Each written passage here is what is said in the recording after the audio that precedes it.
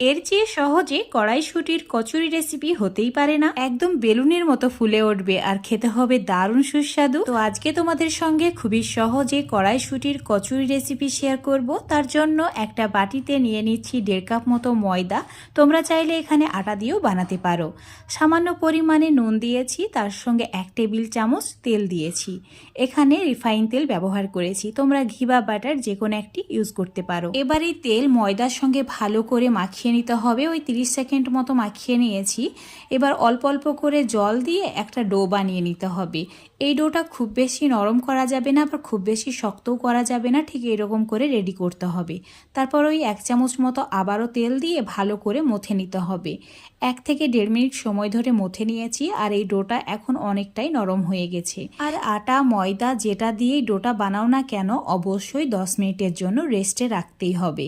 তো ঢাকা দিয়ে 10 মিনিটের জন্য রেস্ট